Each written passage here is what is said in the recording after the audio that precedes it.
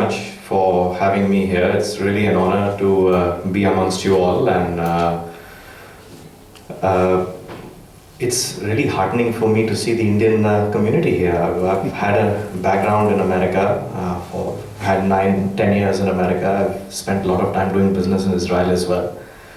And I had no idea that the Indian community would be as vibrant as it is. And I think this is going to play a very important role in French-Indian business relationships in time to come, because it's not the governments that do the business, it's people who do the business. And we also have a category of absentee IPA members. So you can qualify for that. Well, I think the worst thing about being the last speaker is I had a script planned, but well, so much for that, because after listening to everything, it's there's no point going there. So I'm just gonna wing it. Let me tell you our story, really, and try to point out some of the things that have already been talked about. We are, as a company, 36 years old. My father started this company, Mr. Ashok Kanodia, who plays a very important role from the SME side in defense policy. And he's been working very actively with the MSME ministry, as well as the Ministry of Commerce under Mr. Amitabh Kant. He's the champion of Make in India, and of course MOD. And he's more excited now than he's ever been, because someone talked about a trigger. Alan, I think you talked about a trigger, and this was indeed very much needed. When we started in '79, it was as a PCB manufacturing company. It was in those days where, getting a license, it was in the license Raj. It was, my father did all that, I was very young. But it was very challenging, but he had just come back from an education at MIT, US, and had this wild vision of being a technocrat in a place like India. Let's fast forward a few years. We were probably one of the best PCB manufacturing houses, at least a top 3 in the country at that time. And 1990, and that went well. It went well to a large extent. We were supplying mostly to ITI, which was a telecom-based PSU, and Indian telephony instruments, right? And we also supplied to CDOT, which, as I'm sure some of you in the electronics area know, they made switches, and those were the 2 places where government built electronic equipment products, and we supplied PCBs into them. 1990, Mr. Manmohan Singh came around. We needed to have some openness in the economy and have some liberalization. Because we supplied PCB to these guys, we got to learn a lot about the telecom market. And we entered into the telecom sphere, in telecom equipment manufacturing. We got some technology transfers. We had one from France, from Sagem Group, as a matter of fact. There used to be a group there called SAT, Société Anonyme de Télécommunications. And we got some technology for back-end, the fiber optic network, and we're the first ones in the country to install hundreds of megabit per second link. Back then, that was a big deal. I mean, we talked about twisted pair copper, so it's a big deal. Back in that time, the government opened the FDI a little too quickly. Telecom was, they got the small, medium-sized industry really, really excited. A lot of companies came in, basically put in a lot of investments. And by the way, for an SME company, an investment is basically, guess what the collateral is? Your house, right?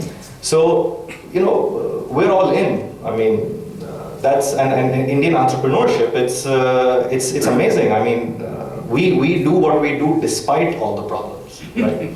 So, the government brought FDI in too quickly. As a result, to cut a long story short, I mean, from this perspective, I would say 90% of the small, medium companies that were doing manufacturing, that were doing innovation, they were doing design, wiped out. All the businesses started going to the Alcatels and the Lucents and the Ericssons, and we have this issue in our country. We don't trust our own people. We trust what the person outside, says, and his quality is much better and his innovation is much better.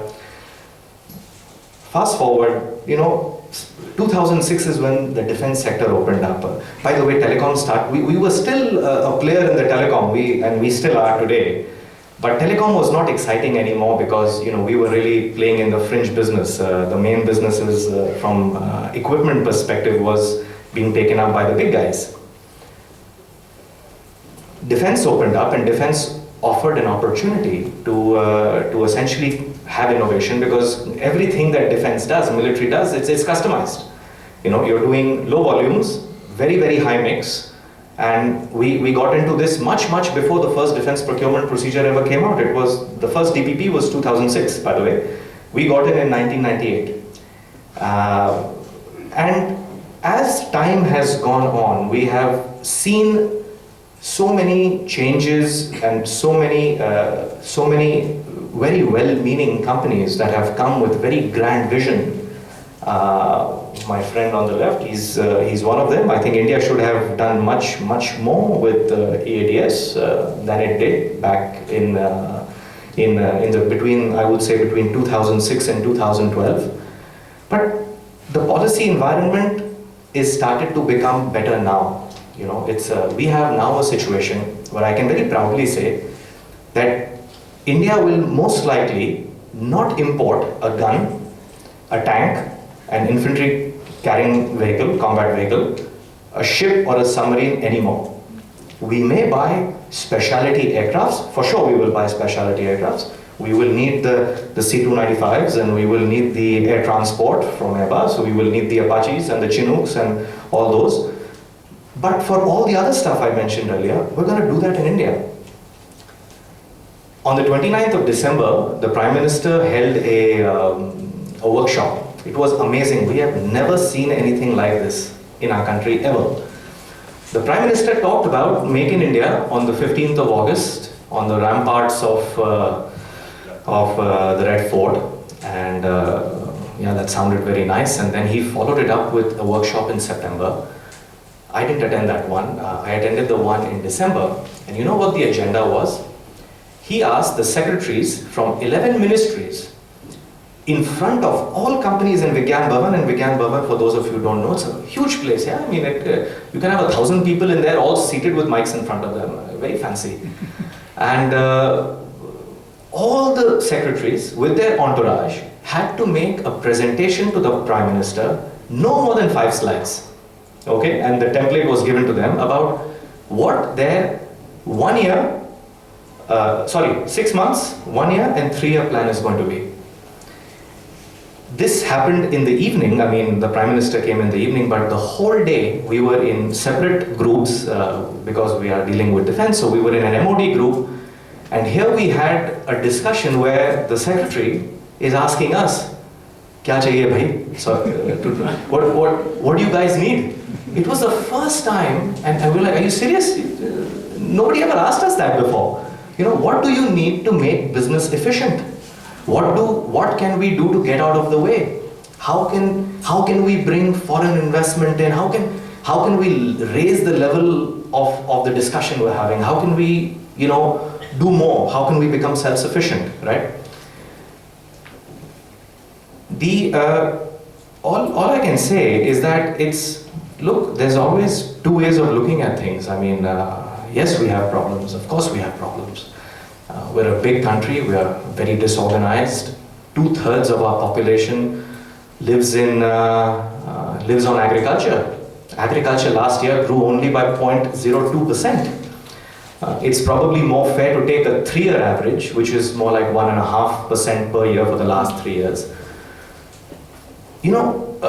We're talking about industrialization, but when the opposition says "Soot boot ki sarkar," government of fancy people and representing the interests of the industrialists, it becomes a very challenging issue for the government. I mean, we're talking about high technology, we're talking about technology transfer. We want to make India's GDP between 8 to 10% sustainably for years to come, and in order to take care of our own, we have to do that. in order for these things to happen, we need very strong industrial growth. There is no doubt about it. What stops us? Why do decisions take longer to come? Please understand that how many arguments happen about transfer of technology or industrialization inside the Lok Sabha. The conversation there is about the poor man because they represent the vote bank, right?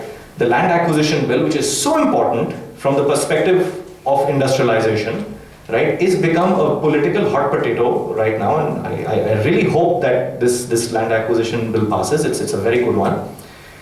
Okay, to conclude, I would just say that from the defense perspective, I will just take a quote from something Mr. Amitabh Kant, who's the champion of Make in India. He said that in order for India to grow sustainably at 8 to 10%, the defense sector has to grow at 25 to 30% sustainably.